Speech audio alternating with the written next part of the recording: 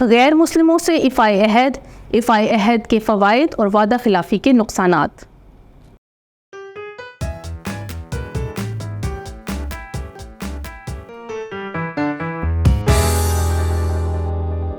السلام علیکم عزیز طلبہ و طالبات، میں آپ سب کو مون لائٹ انٹرنیشنل پبلشر کے ڈیجیٹل تعلیمی پلیٹ فارم پر خوش آمدید کہتی ہوں۔ نبی کریم صلی اللہ علیہ وآلہ وسلم نے غیر مسلموں کے ساتھ بھی جو وعدے کیے انہیں ہمیشہ پورا کیا، جس کی ایک مثال ہم نے پچھلے لیکچر میں پڑھی تھی کہ ہجرت مدینہ کے بعد نبی کریم صلی اللہ علیہ وآلہ وسلم نے میثاق مدینہ کا جو معاہدہ یہودیوں کے ساتھ کیا، آپ نے ہمیشہ اس کی پاسداری کی۔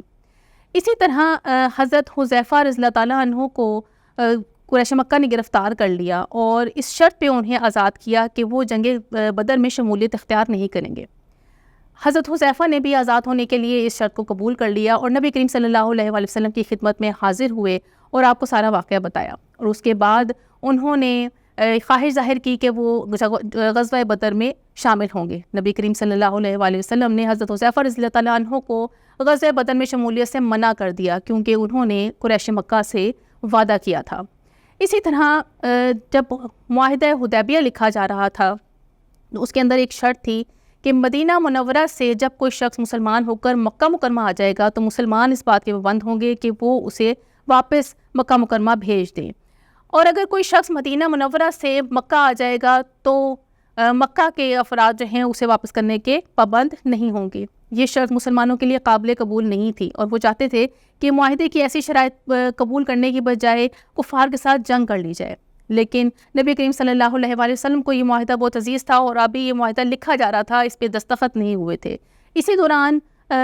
معاہدے کے قریش مکہ کی طرف سے جو نمائندے تھے معاہدہ لکھنے کے لیے، حضرت سہیل بن عمر، ان کے بیٹے حضرت ابو جندل ایمان لا چکے تھے، اور قریش مکہ کے چنگل سے آزاد ہو کر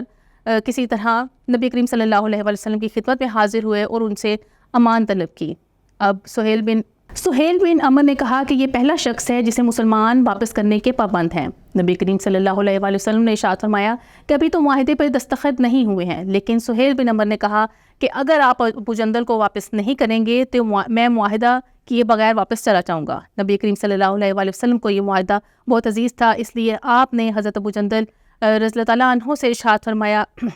کہ اے ابو جندل، اللہ تمہارے لیے کوئی راستہ پیدا کر دے گا، صبر کرو اور اس آزمائش کو اپنے لیے ثواب سمجھو، کیونکہ ہم ان کے ساتھ معاہدہ کر چکے ہیں، اس لیے ہم اس وعدے کو نہیں توڑ سکتے۔ اس طرح کے واقعات نبی کریم صلی اللہ علیہ وآلہ وسلم کی زندگی میں افائے عہد کی اہمیت کو اجاگر کرتے ہیں، اور اس کے علاوہ ہم اب افائے عہد کے جو فائدے ہیں وہ دیکھتے ہیں کہ افائے عہد کرنے والا شخص جو وعدے کو پورا کرتا ہے وہ محترم ہوتا ہے، لوگ اس پر یقین اور بھروسہ کرتے ہیں، اس کی معاشرے میں بھی عزت ہوتی ہے، لوگ بھی اس کی عزت کرتے ہیں، اور اللہ تعالیٰ اور اس کا رسول بھی اس سے خوش ہوتے ہیں۔ اس کے برعکس جو شخص وعدے کی پاسداری نہیں کرتا ہے،